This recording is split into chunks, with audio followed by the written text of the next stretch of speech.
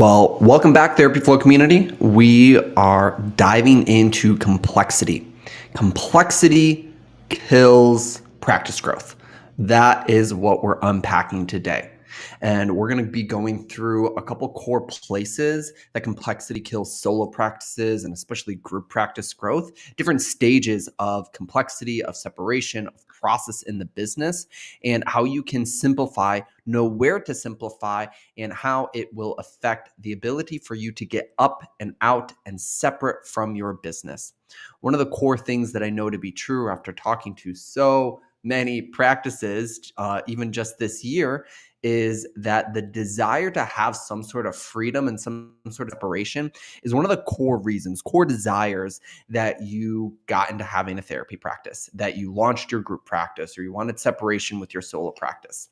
And nothing goes to the bottom line faster of keeping you tied to your business like having an over complex organization, process, system, on the list goes. It creates a process that is very, very difficult to manage. And that's kind of the starting point here is when you have an over complex process, business plan, growth plan, revenue process, marketing process, look at or zoom in on any single area of your practice and your practice development. If it is too complex, two things are true. You're going to have a harder time to be successful with it because it will consistently need a level of attention, a level of detail, a level of process that's hard to keep up with. A more complex machine, it's a more energy intensive process to manage. And likewise, it will be almost, if not impossible, to outsource that to a team member, an administrator, a vendor, on the list goes. It's one of the reasons why we actually see marketing fail a lot for therapy practices is they make it more complicated than it actually needs to be. But on the flip side, they don't actually spend enough time digging into their marketing in order to try and make what they want out of it a simple process. So that's actually where we're going to start the conversation today, which is simplicity. Simplicity is going to be the opposite of a complex process. But more importantly, simplicity often does not arrive if we ignore what is actually needed to dig in. So the core concepts that drive successful marketing, the core concepts that are going to drive inquiries into your practice, the 80% of it is a lot simpler than many of you have experienced or thought. But you've put up this guard, this tension of this is a very complex process, feeling, emotion, whatever it is. And same with your finances, same with bookkeeping, same with like automation or AI. There's this predisposition that is a complex thing. I know for a fact I have carried that in very heavily to different processes, engagements in my business.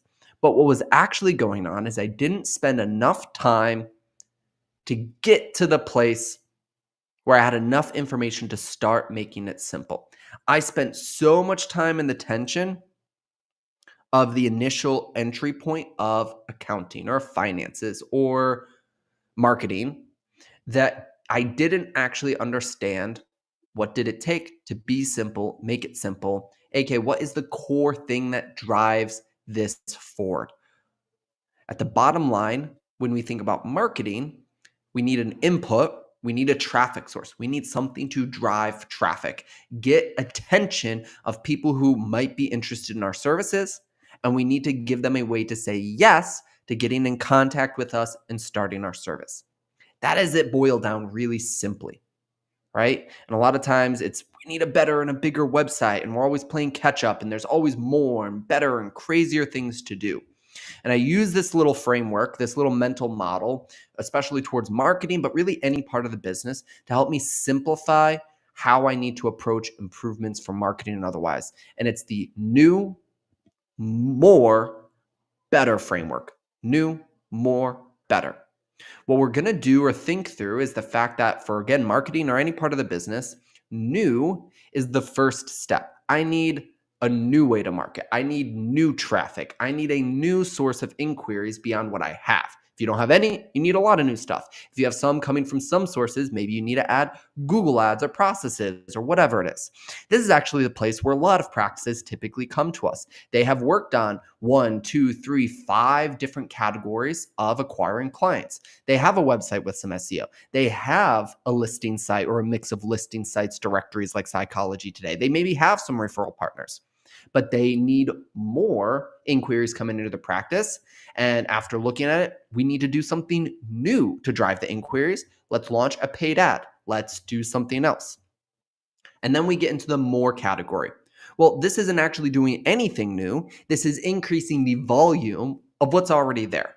So I'll share an example where when you are, for instance, cooking a meal, right?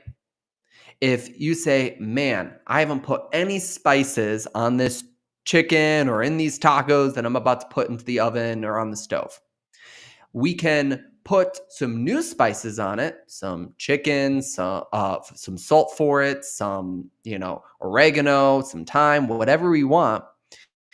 And then we taste it and we're like, wow, I added the spices. I don't need to go out and probably add 10, 15, 20 more spices. I don't need to dump the whole drawer. After I taste it, I might now just need a higher volume, more salt, more oregano, more lemon juice, whatever it is to continue the flavor. And this is the second step for marketing to make evaluating where your marketing is and how to grow it more simple, saying, hey, I'm already running a Google ad. Maybe I just need to spend more budget on it. Or, hey, I'm already working on referral partners. Maybe you need to spend more time or more energy creating additional referral partners, just reaching out to more people more often, daily, weekly, monthly. More is sometimes the solution to our problems in a very simple form. After that, we have better. This is the last step. And I think this is where a lot of practice owners swap the order of these. I know I often still swap these sometimes because this is where security and insecurity of wanting to feel good and look good in public perception. And this is the better category of things. We want a beautiful website. We want a process that represents us well. We want a video that looks great. We want fill in the blank on a perception on a qualitative level. And this is one of the typically last steps, actually. So when we're looking at that cooking analogy, well, the first thing is I need to cook something new. Great, let's do some chicken to add to our meal this evening.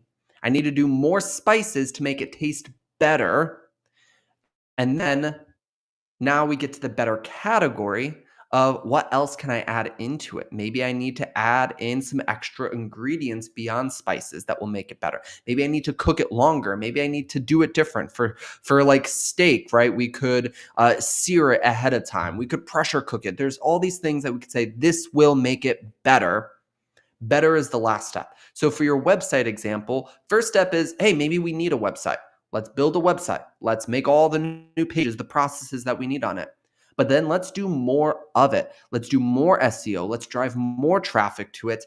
And then let's make it its peak beauty, peak process, peak conversion rate and optimized for moving things through once we already have the process.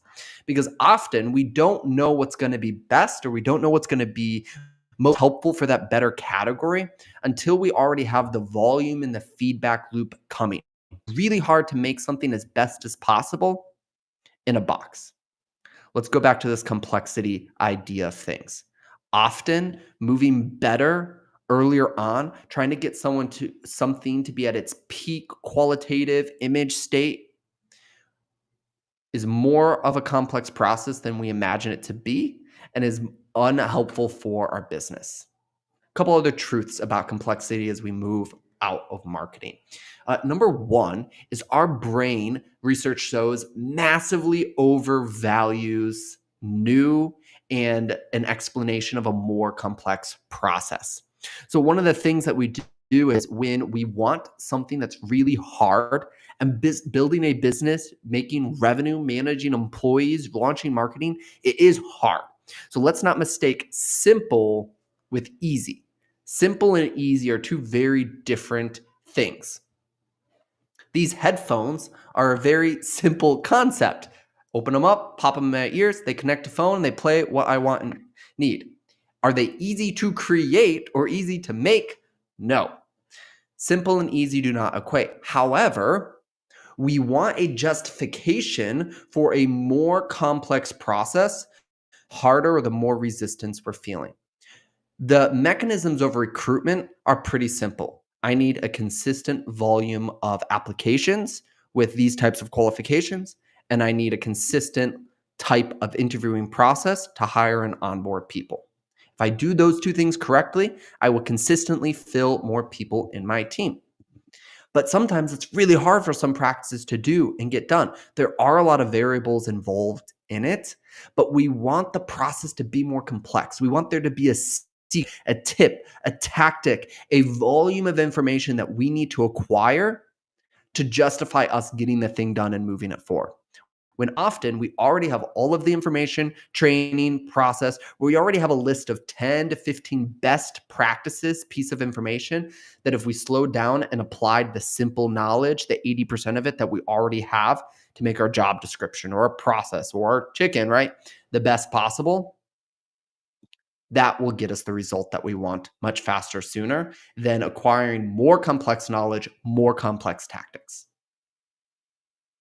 Number two, it's not just that our brain tells us that the thing needs to be harder or more complex than it actually is. I mentioned this earlier, but it's complex because we haven't spent enough time with it.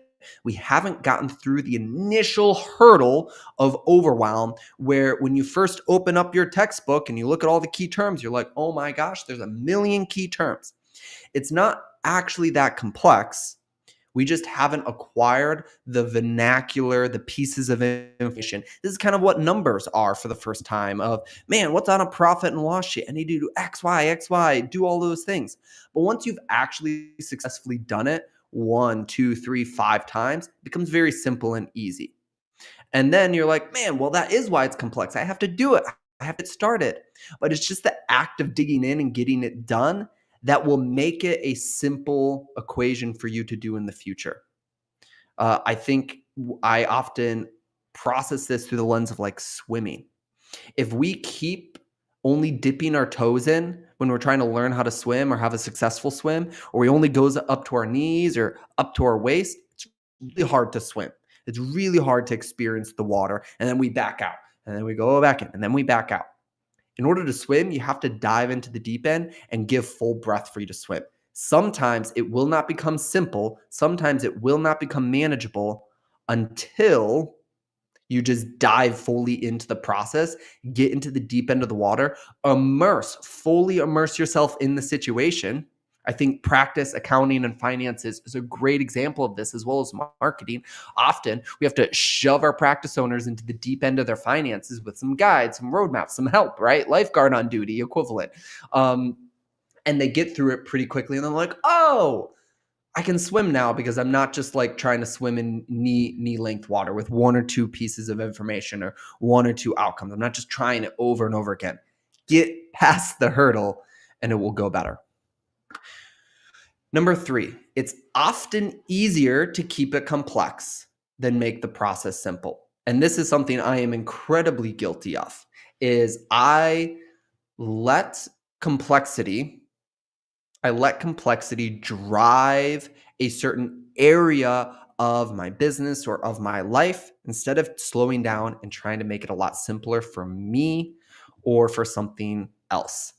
And so sometimes making it simple takes a lot of effort. And it's easier to sort of shove this complex process in the closet and say, it's better that way, because it costs time and energy and sometimes money to slow down and try and come up with a simpler way to do things. But there's two things that are true here. If we keep the process complex, in the long run, it costs us time and money. But more than anything, it really costs emotional energy.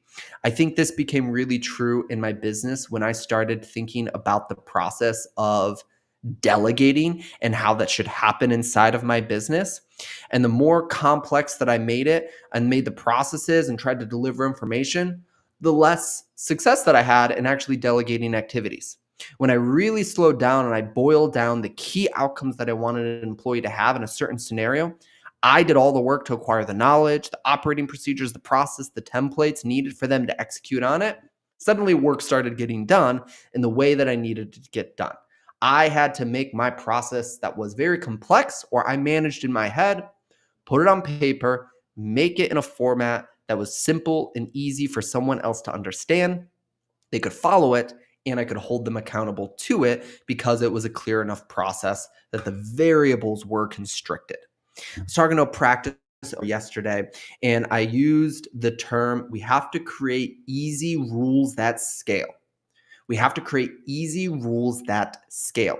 We were specifically talking about something like, well, what happens if we don't get a credit card on file for someone before they attend the first session? And here's the process of it. When we're trying to make a simple process that is scalable, we have to create simple rules that guide our decisions around these things. If we have to make the decision every single time the situation comes up, that's a complex thing that will always have to be confronted and always have to have a strategic decision made around. Man, do we let this person in a session? Do we not let this person in the session? So I asked the question, could you handle 10 people in the back and forth of having a session first every single month if you don't have the credit card on file? No, that'd be too many. Okay. And this is where we come up with rules. Well, do we ever let someone into their first session without a credit card on file? Do we have a one strike rule? Do we have something else? This is true. Most of you have been through this with your cancellation policies, right? Having a hard and fast communicated cancellation policy is something that is a rule that will help you scale, because whether it's one client or 50 clients, you have a standardized process to apply into the situation that keeps you and the process accountable. You have simplified something that is typically emotionally complex. Man, do I let this person off the hook? Do I give them another strike? Look for places that especially have high emotional cost, high money cost, or high time cost, where you're unable to delegate due to the complexity, to simplify and create simple rules, simple yes or no's. We always do it this way. There's going to be some attrition, there's going to be some fallout, but if we follow this 90% of the time, things will be good. Don't be afraid to set up successful rules in your practice. Don't be afraid to set up successful rules in your practice just because they feel mean or they feel like you're pigeonholing yourself. You have to take complex situations, boil them down to one single equation, and say, this is how we do things here. Think of all the things that a place like McDonald's or Chick-fil-A have said no to, right? Chick-fil-A saying, hey, we are going to take a very complex process of food, and restaurants typically do this really well, and they boil down their entire menu and say, hey, we are going to do it in just this way so we can deliver a consistent format. And they can scale as a result. A couple last things. Attilio, our co-founder, says this a lot. Simple scales, fails. Simple scales, fancy fails. Just think about this when you're approaching a situation. And I trying to make this easy. Ask yourself, what would it look like if this was easy? How would this feel if this was easier? What would it look like if this was successful? What would it look like if this was simple? And try and answer that question. The brutal honesty is most people cannot handle a very complex situation, emotionally, physically, time, on a detailed oriented level. So people are going to rise to the success of your simple processes or fail to the complexity that's available to them. They're going to rise to the success of simplicity, or they're going to fail to the level of complexity that you have placed on them. So even as a practice owner, if you can handle it, here's the brutal truth. If you are running a practice, if you are building a 6 or 7 figure, even solo or multi 7 figure group practice, you are doing something that not a lot of people have the capacity and or desire to. And I think that's where sometimes it gets created, is most people have the capacity, but capacity and desire typically have to line up for a successful outcome. So there are people on your team, there are therapists on your team, they might have the capacity to run a great group practice, but if there's no desire there, well, they also don't have the capacity, because desire is part of capacity. With that, though, if you try and outsource, if you try and give someone the level of responsibility, the level of care, the level of complexity that you can handle, you're experiencing your life and your business differently. I think of it through the lens of a ton of jobs have the little caveat that you have to be able to lift up to 50 pounds. That is a simple rule that they have created across many organizations to make sure that that person consistently be equipped with the issues that might arise in their role for lifting things, for stocking things, for X, Y, and Z. What we have to understand is they put a limit on that of 50 pounds. Someone else who's a professional bodybuilder or really strong or a mountain climber, whatever it is, right? They'd be able to lift way more than 50 pounds. But you, as the practice owner, you can lift way more than 50 pounds in your practice across all because it's all yours. You live, you breathe, you've built it up, you've built all of this consecutive knowledge that all integrates across the front to the back end of the practice. And people don't have that. They don't spend their time in the gym getting all business bulked up for you. So we have to boil it down and we have to say, hey, although I can lift 3 pallets, that's 150 or 250 pounds, and that makes this go faster for me. I have to create a process and I have to package and ship my items in under 50-pound increments so the average person can lift and move this forward. And that's where complexity kills the practice. Is you as the practice owner, and I'm going through this in my own business right now, me as the business owner, I need to take what I can manage or do successfully at its most complex state, and I need to break it down. I need to simplify to under 50-pound chunks so the average person on my team can do it successfully. And when we start to spend the time and slow down and build things in this fashion, the business will move forward rapidly. So a couple last notes. Number one is just target high value areas to simplify in your practice. Again, things that cost either a lot of time, a lot of emotional energy, or a lot of actual money. Things that we can automate, simplify, make real. A lot of times employees leave us because the process isn't clear and simple enough, and they don't even have the words to explain that. They just know their position and what you are trying to get them to do on an outcome level is way more complicated than it needs to be. So they leave because of the complexity that's there. We could do a whole thing on complexity and turnover, complexity and team management. Maybe we'll talk about that. At the end of the day, marketing and practice simplicity is one of the things we drive into heavily with our practice owners.